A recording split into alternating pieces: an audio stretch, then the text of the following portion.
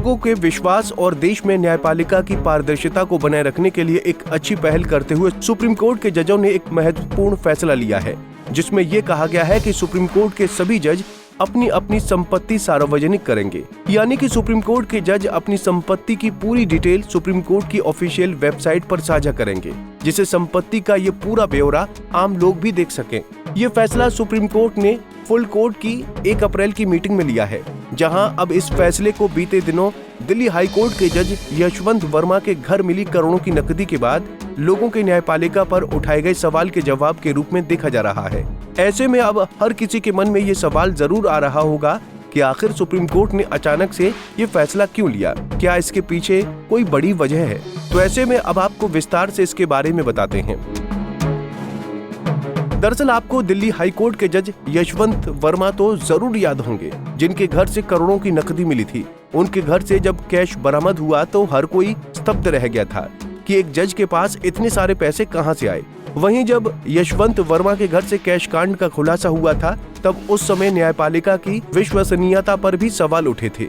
ऐसे में अब जब संपत्ति के ब्यौरे को सार्वजनिक किए जाने का फैसला आया है, तो इस फैसले को एक बड़ी उम्मीद के रूप में देखा जा रहा है, जहां लोगों के विश्वास को फिर से जुडिशरी पर वापस लाने का तरीका मानते हुए इसे न्यायपालिका द्वारा लिया गया एक बेहतर कदम माना जा रहा है। इस फैसले का ऐलान 1 अप्रैल को सुप्रीम कोर्ट की फुल कोर्ट की मीटिंग में हुआ। इस मीटिंग में क्या कुछ हुआ है वो भी विस्तार से जान लेते हैं। कब और कैसे लिया गया फैसला? 1 अप्रैल को फुल कोर्ट की मीटिंग आयोजित की गई थी, जिसमें सुप्रीम कोर्ट के सभी जज इसमें शामिल हुए थे। इस मीटिंग में मौजूद सभी जजों ने ये फैसला किया था कि वो अपनी अपनी संपत्ति का ब्यौरा कोर्ट की ऑफिशियल वेबसाइट पर साझा करेंगे। ये फैसला 33 जजों की पीठ ने लिया।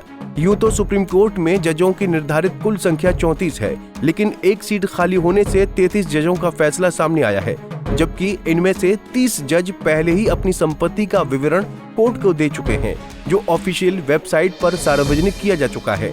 इन जजों में justice BR Gavai, justice JK Maheshwari, justice BV Nagarathna, justice Abhay S Oka जैसे जज शामिल हैं। इस संबंध में एक प्रस्ताव भी पारित किया गया है। मौजूदा जजों के साथ साथ उन जजों पर भी लागू होगा जो भविष्य में जज की पदवी संभालेंगे या पदभार ग्रहण करेंगे।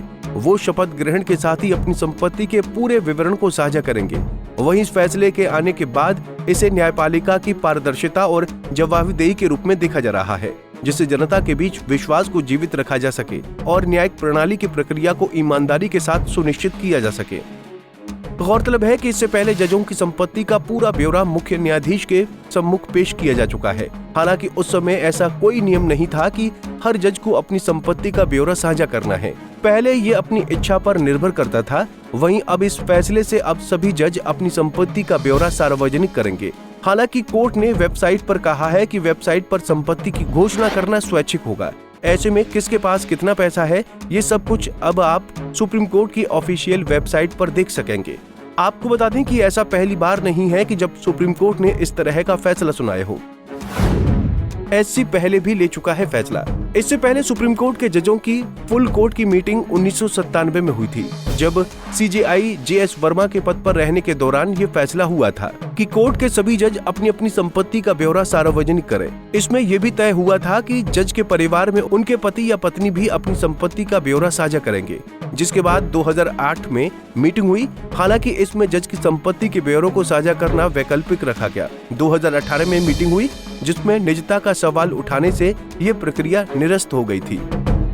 बहरहाल सुप्रीम कोर्ट को इस फैसले को देश में न्यायिक सुधार की दिशा में एक अच्छी पहल के रूप में देखा जा रहा है। अब देखना यह है कि आगे आने वाले दिनों में इस फैसले का असर देश की न्याय प्रणाली पर कैसा पड़ता है।